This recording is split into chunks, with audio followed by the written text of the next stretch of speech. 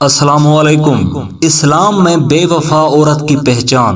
ایک شخص حضرت علی علیہ السلام کی بارگاہ میں حاضر ہوا اور کہنے لگا، میں کسی کو پسند کرتا ہوں اور اس سے نکاح کرنا چاہتا ہوں، لیکن میرا ایک سوال ہے کہ وہ میرے لیے وفادار ثابت ہوگی یا نہیں۔ حضرت علی علیہ السلام نے فرمایا، جو عورت اپنے والدین کی توہین کرتی ہے اور وہ عورت جو دوسروں کے سامنے اپنے گھر کی شکایت کرتی ہے تو سمجھ جانا کہ وہ اچھی بیوی ثابت نہیں ہوگی۔ عورت کی فطرت میں چھپنا اور چھپانا ہے۔ جو عورت اپنے گھر کے عیب کسی اور کے سامنے واضح کرے اور سمجھ جاؤ کہ جو عورت اپنے گھر کے عیب کسی اور کے سامنے واضح کرے تو سمجھ جاؤ کہ وہ عورت وفادار نہیں۔ تو اس شخص نے حضرت علی علیہ السلام سے کہا، کوئی ایسا عمل، کوئی ایسی دعا جس سے پتہ چل جائے کہ یہ عورت میرے لیے وفادار ثابت ہوگی یا نہیں۔ تو حضرت علی علیہ السلام نے فرمایا، اے شخص، اس دنیا میں سب سے بدترین عمل جھوٹ ہے جو تمام گناہوں کی جڑ ہے۔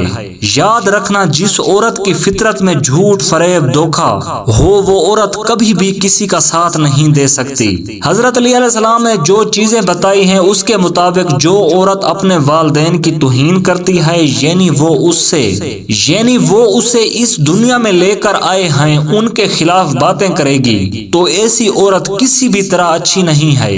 اور وہ عورت جو اپنے گھر کی بات باہر جا کر کرتی ہے یعنی کہ وہ کل کو آپ کی باتیں بھی دوسروں سے کرے گی، آپ کی شکایت بھی دوسروں سے کرے گی، اس لیے وہ عورت آپ کے لیے بہتر نہیں۔ ایک دن حضرت عیسیٰ علیہ السلام کا گزر ایک قبرستان سے ہوا تو وہاں ایک شخص ایک قبر کے پاس بیٹھا زارو قطار رو رہا تھا۔ آپ علیہ السلام نے رونے کا سبب پوچھا تو کہنے لگا، یہ میری زوجہ کی قبر ہے، یہ میرے چچا کی بیٹی تھی، مجھے اس سے بہت زیادہ پیار تھا، میں اس کی جدائی برداشت نہیں کر سکتا۔ حضرت عیسیٰ علیہ السلام نے فرمایا، اگر چاہوں تو میں اللہ کے حکم سے تمہاری بیوی کو زندہ کر دوں۔ اس نے بے قرار ہو کر کہا، ہاں ایسا ضرور کر دیجئے۔ آپ علیہ السلام نے قبر پر کھڑے ہو کر کہا، اللہ سبحانہ و تعالیٰ کے حکم سے اٹھ جا۔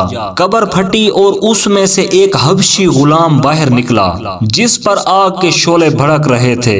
اس نے حضرت عیسیٰ علیہ السلام کو دیکھ کر بآواز بلند کہا، لا الہ الا اللہ، عیسیٰ روح اللہ۔ اس کا یہ کہنا تھا کہ آگ بجھ گئی، عذاب الہی اس سے دور ہو گیا۔ اس شخص نے کہا، مجھ سے غلطی ہو گئی، میری بیوی کی قبر یہ نہیں بلکہ دوسری ہے۔ آپ علیہ السلام وہاں تشریف لے گئے اور فرمایا، اللہ کے حکم سے اٹھ جا۔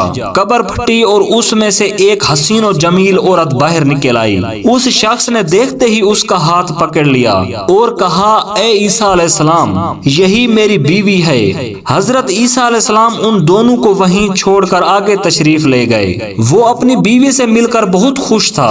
کچھ دیر بعد اس پر نیند کا غلبہ ہوا تو وہ وہیں سو گیا۔ اس کی بیوی اس کے قریب بیٹھی رہی۔ اتنے میں وہاں سے ایک شہزادے کا گزر ہوا۔ شہزادے نے اس عورت کو دیکھا تو اسے پسند آ گئی۔ عورت کو بھی شہزادہ پسند آ گیا اور وہ اپنے شوہر کو سوتا چھوڑ کر شہزادے کے ساتھ چلی گئی۔ جب اس مرد کی آنکھ کھلی تو اپنی بیوی کو نہ پا کر بہت پریشان ہوا۔ ڈھونڈتے ڈھونڈتے شہزادے کے محل تک پہنچ گیا۔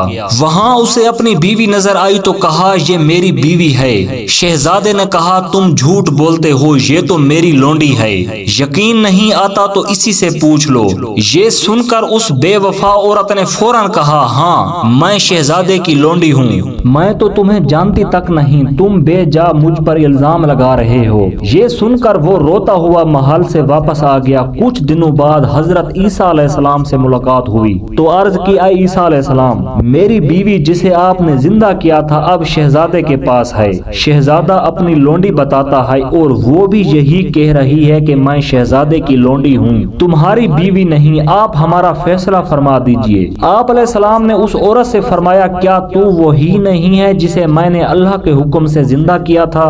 عورت نے کہا، نہیں، میں وہ نہیں ہوں۔ آپ علیہ السلام نے فرمایا اچھا تو ہماری دی ہوئی چیز واپس کر دے۔ اتنا فرمانا تھا کہ وہ جھوٹی بے وفا عورت مردہ ہو کر زمین پر گر پڑی۔ حضرت عیسیٰ علیہ السلام نے فرمایا جو شخص ایسے مرد کو دیکھنا چاہے جو کافر ہو کر مرا تھا، پھر اللہ تعالیٰ نے اسے زندہ کر کے ایک ایمان کی دولت سے نوازا، تو وہ اس حبشی غلام کو دیکھ لے، اور جو ایسی عورت کو دیکھنا چاہے جو ایمان کی حالت میں مری، پھر اللہ نے اسے زندہ کیا اور وہ کفر کی حالت میں مری، تو وہ اس عورت کو دیکھ لے۔